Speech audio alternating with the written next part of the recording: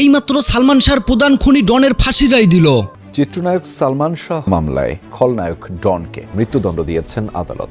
সকালে ট্রাইব্যুনালের বিচারক মাসরুর আলিকিন এই রায় দেন। আসামিদের মৃত্যুদণ্ড দেওয়ার মাধ্যমে ন্যায় বিচার প্রতিষ্ঠিত হয়েছে। কেন স্বামীরা নিজেই তো বলেছে যে আমার ছেলে মেয়ের যদি কিছু হয় আমাকে তারা আসামি করবে, এবং আমাকে যেভাবে গালি দেওয়া হচ্ছে, যেভাবে স্বামীরার হাজব্যান্ড মুস্তাক আমাকে তুই তুকারি করছে, আমার আসামি ডন যেভাবে বলছে আমার ছেলের সাথে আমার সম্পর্ক ছিল না, সে কিভাবে জানে? সে তো আমার ছেলের একজন বডিগার্ড ম্যাসেজার ছিল, চাকর ছিল। স্বামীরা হচ্ছে একটা চরিত্রহীনা নারী। সে কখনোই সালমান শাহকে ভালোবাসেনি, সে সালমান শাহর সাথে অভিনয় করে গিয়েছে। সালমান শাহ স্বামীরাকে ভালোবেসেছিল। সালমান শাহ হত্যার মাস্টারমাইন্ড তথাকথিত রহস্য পুরুষ আজিজ মোহাম্মদ ভাই, যার নির্দেশে 1996 সালের 6 সেপ্টেম্বর ইস্কাটনের বাসায় গভীর রাতে সালমান শাহকে ইনজেকশন পুশ করে প্রথমে অচেতন করে দেয়া হয়। দর্শক, ইতিমধ্যে পুরো সোশ্যাল মিডিয়াতে ভাইরাল সালমান শাহের মৃতদেহ কবর থেকে তোলা হয়েছে, আর বেরিয়ে এসেছে চাঞ্চল্যকর তথ্য, আর যার ফলে অন্যদিকে ডনের ফাঁসি রায় দিয়ে দেয় আদালত। তবে গাইস, ডনের ফাঁসি হওয়ার আগে ডন আরো সালমান শাহর মৃত্যু নিয়ে কি চাঞ্চল্যকর তথ্য তুলে ধরেছে, সরাসরি সেই ভিডিও দেখাবো। অন্যদিকে সালমান শাহের স্ত্রী সামিরাও শেষ পর্যন্ত পুলিশের হাতে গ্রেপ্তার। ফাঁসির হাত থেকে কোনো মতেই রেহাই পাবে না এই সামিরাও। তো দর্শক, চলুন বাড়তি কথা না বলে ভিডিওতে চলে যাই। বলেছে সামিরা, মানে সালমান শাহ আর মাসখানেক আগে সালমান শাহ আমাকে বলেছিল সামিরার সাথে সম্ভবত আমার আর সংসার করা হবে না। আমি বললাম কেন? তো সালমান শাহ বলেছিল সামিরা অনেক বাড়াবাড়ি করছে এবং সামিরা নষ্ট হয়ে গিয়েছে। এটুকুই ও আমাকে বলেছিল, মানে সালমান শাহ আমাকে এটুকুই বলেছে। সামিরা হচ্ছে একটা চরিত্রহীনা নারী। সে কখনোই সালমান শাহকে ভালোবাসেনি, সে সালমান শাহর সাথে অভিনয় করে গিয়েছে। সালমান শাহ সামিরাকে ভালোবেসেছিল। সামিরা হচ্ছে একটা কালনাগিনী, এই কালনাগিনী সালমান শাহকে শেষ করে দিয়েছে। তো সালমান শাহর মৃত্যুর আগে সামিরার আজিজ মোহাম্মদ বাহাই, আশরাফুল হক ডন থেকে শুরু করে বহু মানুষের সাথে তার অবৈধ শারীরিক সম্পর্ক ছিল। হ্যাঁ, তো এগুলো যে সত্য, তার যে সে যে চরিত্রহীনা নারী, সে যদি সালমানকে ভালোই বাসতো তাহলে সালমান হত্যার পর এতগুলো বিয়ে করলো কেন? কিছুদিন পর পর স্বামী চেঞ্জ করে কারা? কিছুদিন পর পর স্বামী চেঞ্জ করে কোন নারী? এটা তো একটা বাচ্চা শিশুও বোঝে। চরিত্রহীনা নারী। সামিরা সালমান শাহ ভক্তদের যাদেরকে পাগল বলছে, এটা হচ্ছে যে মামলা দায়ের হয়ে গিয়েছে, এই হত্যা মামলাটাকে ঘোলাটে করার জন্য সে এসব পাগলের প্রলাপ বকছে। আর সামিরা আমরা যারা সালমান শাহর ছোটবেলার বন্ধু ছিলাম, আমাদেরকে যারা এখন যে বলছে যে এরা বন্ধু না, তো সামিরা আমাদেরকে ভালো মতোই চেনে। আমার সাথে সালমান শাহর ফ্রেন্ডশিপ 1985 থেকে। সালমান শাহ আমার চেয়ে বয়সে বড় ছিল, কিন্তু ফ্রেন্ডশিপ ছিল। আমরা ছোটবেলায় একসাথে খেলাধুলা করে বড় হয়েছি। তো সামিরা আমাকে ভালো মতোই চেনে। তো এখন সে সব বলে বেড়াচ্ছে যাতে এই হত্যা মামলাটা মানে দুর্বল করে দেওয়ার জন্য। এখন আল্লাহর যদি হুকুম হয় যে এই 30 বছর পর সালমান শাহ মামলার আসামিদের গ্রেফতার করা হবে। সালমান শাহর সাথে সামিরার বিয়ে হয়েছে সালমান হিরো হওয়ারও আগে। তো সামিরার সাথে দেখা হয়েছে। সালমান শাহ যখন ওর বাবা মার সাথে গ্রিন রোডের বাসায় থাকতো, ওখানে আমি বেশি যাতায়াত করতাম। কিন্তু স্কাটন প্লাজায় ও যখন সামিরাকে নিয়ে শিফট করলো, স্কাটন প্লাজার বাসায় আমি জীবনে মাত্র একবার গিয়েছি। কিন্তু সামিরা সালমান শাহর সাথে আমার দেখা হতো, বাইরে দেখা হতো, এফডিসিতে দেখা হতো, শুটিং স্পটে দেখা হতো। কিন্তু সালমান শাহ স্কাটন প্লাজায় শিফট হওয়ার পর থেকে সামিরার সাথে দেখাটা কম হতো, কিন্তু ওরা যখন গ্রিন রোডে ছিল তখন দেখাটা বেশি হতো। হ্যাঁ, তো সালমান শাহ কখনো আমাদেরকে বুঝতে দিত না, মানে সামিরার সাথে যে ওর ইন্টারনাল প্রবলেম আছে এগুলো সালমান শাহ কখনো আমাদেরকে বুঝতে দিত না। কিন্তু ভিতরে ভিতরে ও এগুলো নিয়ে আসলে ক্ষয়ে যাচ্ছিল। যাই হোক, সালমান শাহ শেষমেশ ডিসিশন নিয়েছিল সামিরাকে ডিভোর্স করবে। এটাই ওর জন্য কাল হয়ে গিয়েছিল। তো সালমান শাহ মৃত্যুর মাসখানেক আগে আমাকে বলেছিল যে সামিরার সাথে বোধহয় আমার আর সংসার করা হবে না। আমি বললাম কেন? তখন সালমান শাহ বলল যে সামিরা খুব বাড়াবাড়ি করছে, ও নষ্ট হয়ে গিয়েছে। এর বেশি কিছু সালমান শাহ আমাকে আর বলেন। আচ্ছা, সালমান শাহ আমার বন্ধু, শাবনূরও কিন্তু আমার বন্ধু। হ্যাঁ, তো সালমান শাহর সাথেও আমি চলেছি, শাবনূরের সাথেও চলেছি, ওদের দুজনের সাথে একসাথে মিশেছি। সালমান শাহর জন্ম 1971 সালে, শাবনূরের জন্ম 1979 সালে। তো সালমান শাহর চেয়ে শাবনূর বয়সে 8 বছরের ছোট। তো ওই সময় শাবনূরের বয়স ছিল 17 বছর সালমানের যখন মৃত্যু হয়। তো ওই সময় একটা বাচ্চা মেয়ে ছিল। তো শাবনূরকে সালমান শাহ, আমি যেটা দেখেছি, শাবনূরকে সালমান শাহ তার নিজের ছোট বোনের মতো স্নেহ করত, আর শাবনূর সালমান শাহকে বড় ভাইয়ের মতো শ্রদ্ধা করত। কিন্তু ওরা ছিল একটা পাওয়ারফুল জুটি, কিন্তু বাস্তবে ওরা সালমান শাহ শাবনূরকে ছোট বোনের মতো দেখত, শাবনূর সালমান শাহকে বড় ভাইয়ের মতো দেখত। এখন এই হত্যা মামলাটাকে ধামাচাপা দেওয়ার জন্য সামিরা, সালমান শাহ, শাবনূর মানে এসব নিয়ে অনেক কাহিনী বানাচ্ছে। তো এগুলি হচ্ছে মিথ্যা কথা। সামিরা মিথ্যাবাদী, ওর কথা কেউ বিশ্বাস করি না আমরা, ও হচ্ছে একটা মিথ্যাবাদী। আর আমি আমার নিজের চোখে দেখেছি সালমান শাহ শাবনূরের কি সম্পর্ক ছিল, ওদের ছিল ভাই বোন। শাহ কখনো ড্রিঙ্ক করেনি, সালমান শাহ কখনো ড্রিঙ্ক করেনি, ওই স্মোক করতো, মার্লবোরো গোল্ড ও কখনো ড্রিঙ্ক করেনি, কখনো নেশা জাতীয় জিনিস খায়নি। ও ছিল একটা ভদ্র মার্জিত ছেলে এবং ও হচ্ছে একটা চরিত্রবান ছেলে। কোনো মেয়ের সাথে ওর কোনো শারীরিক সম্পর্ক কখনো ছিল না। ও ছিল চরিত্রবান ছেলে। সে তার স্ত্রী সামিরাকে প্রচণ্ড ভালোবাসে। সে কখনোই কোনো নারী ঘটিত ব্যাপারের তার প্রশ্নই ওঠে না। কোনো নারী আজ পর্যন্ত বলতে পারবে না যে সালমান শাহর সাথে সেই নারীর অবৈধ সম্পর্ক ছিল। সামিরা যদি বলে বেড়ায় যে মেয়েদের সাথে তার সম্পর্ক ছিল, তো সেই মেয়েটা কে সেটা প্রকাশ করুক, সেটা কেন প্রকাশ করছে না? তার মানে এটা মিথ্যে কথা। তাহলে সামিরাকে উদ্দেশ্য করে কি বলতে চান? সামিরা একটা চরিত্রহীনা নারী। সে সালমান শাহর নাম্বার 1 আসামি।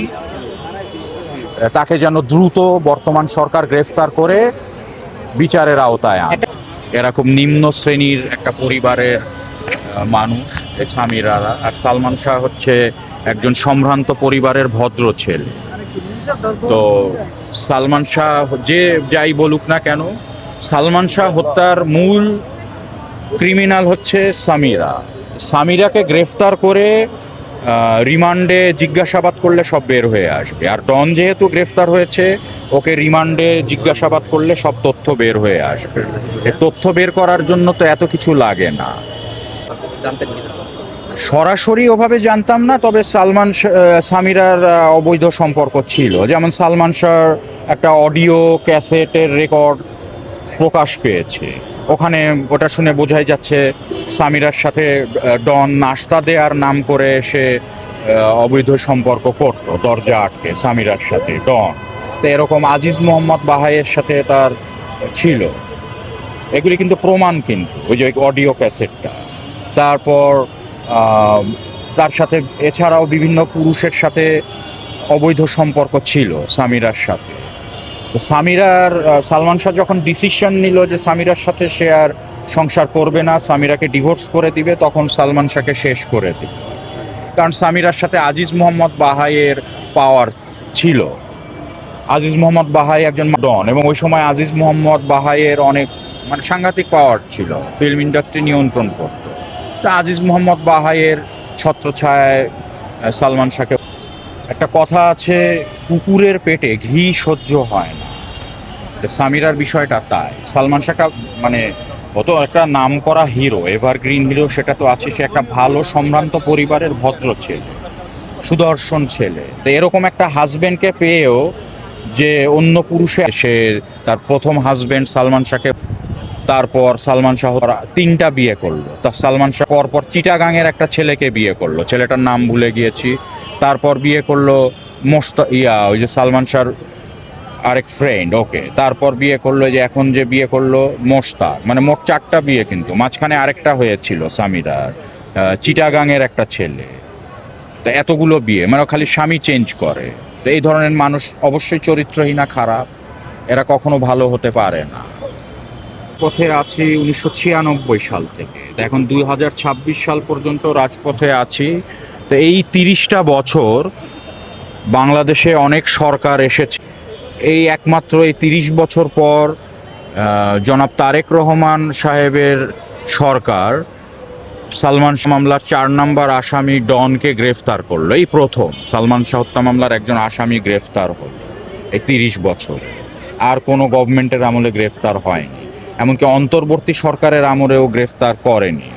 এই বিএনপি গভর্নমেন্টের আমলেই গ্রেফতার হয়েছে এবং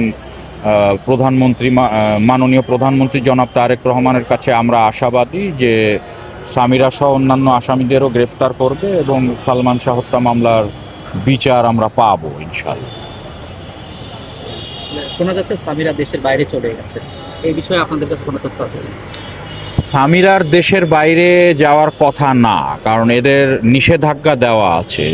দেশের বাইরে যেতে চাইলে এরা অ্যারেস্ট হয়ে যাবে, এটা শোনা যাচ্ছে।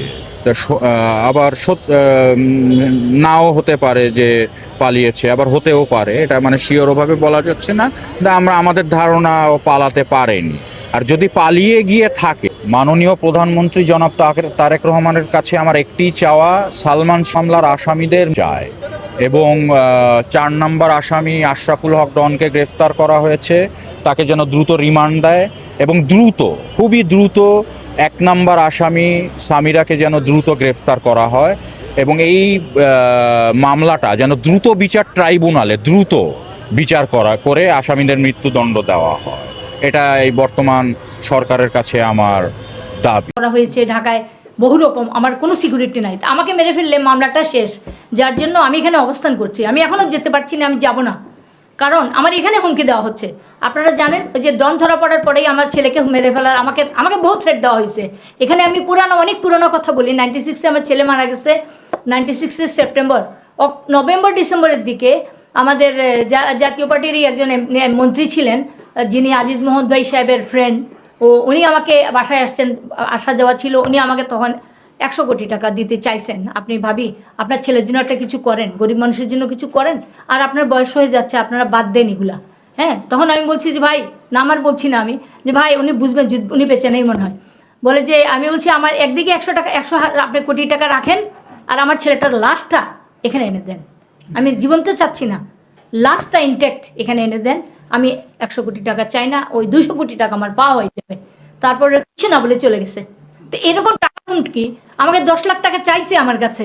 আমি সিলেট যাচ্ছিলাম, আমার ভাই কুমকুমকে নিয়ে গিয়ে আমি জিডি করছি, সেটাও প্রমাণ বারবার তা আমি ঢাকায় গিয়ে কিভাবে করব? ঢাকায় আন্দোলন হচ্ছে, আন্দোলনকে রিপ্লাই দেওয়া উচিত সরকারের। বাচ্চারা মারা যাচ্ছে, এখনো হুমকি আছে, তারা যদি বিচার না পায় আত্মহত্যা করবে।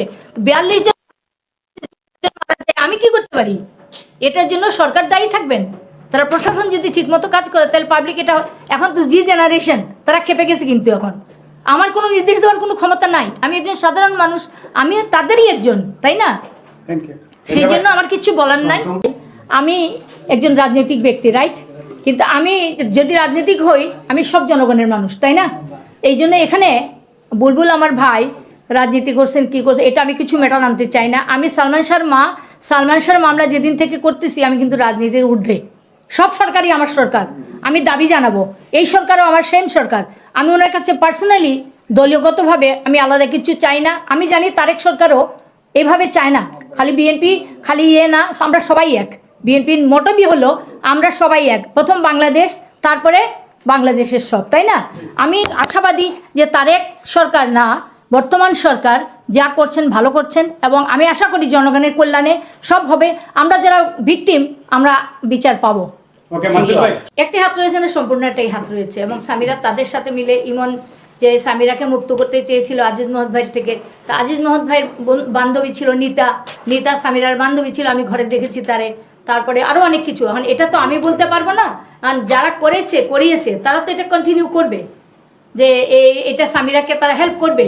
কারণ এটা একজন ধরা পড়লে, যেমন ডন ধরা পড়েছে, তারা জানে অনেক কিছু তাদের বের হয়ে যাবে, ডনকেও তারা সাপোর্ট দিবে, চেষ্টা করবে থামাবার, না হয়তো মেরেও ফেলবে, তাই না? আমরা জানি না, এরকম তো হচ্ছে যে আসামি ধরা পড়লে আসামি বলে দিবে বলে অনেক কিছু হয়। এবং আপনারা বলছেন ভারতে গেছে, আমিও শুনেছি ভারতে গেছে, হায়দ্রাবাদে অথবা এলাহাবাদে কোথাও আছে। দেখেন, সালমান শাহ ভক্ত, আল্লাহ শুকুর আলহামদুলিল্লাহ, সালমান শাহ ভক্ত ইন্ডিয়ান একটা ছেলে এই খবরটা কিন্তু পাস করেছে। এক বিল্ডিং থেকে নেমে যাচ্ছিল, তখন বলছে চাকমারে তো কোথায় দেখছি, সে আমাকেও ফোন করেছে, একজন এখন ইন্ডিয়ান পুলিশ কিন্তু তাকে খুঁজতেছে। সে যদি ওখানে থাকে, সে সেখানে নিরাপত্তাহীন, সেখানে থাকতে পারবে না, তার লোক পাঠাই দিতে পারবে। কিন্তু একজন আসামি যখন কোনো খারাপ কাজ করে, আসামি সবখানেই তো সর্বত্রই আসামি। আর সালমান শাহের মতো, হ্যাঁ সালমান শাহের মতো যারা ভক্ত মানুষ, এই ছেলেটাকে তো আমি চিনি না, ইন্ডিয়া একজন মুসলমান, সে পুলিশকে ইনফর্ম করেছে। কিভাবে গেল এটা প্রশাসন বলবে, সিআইডি বলবে।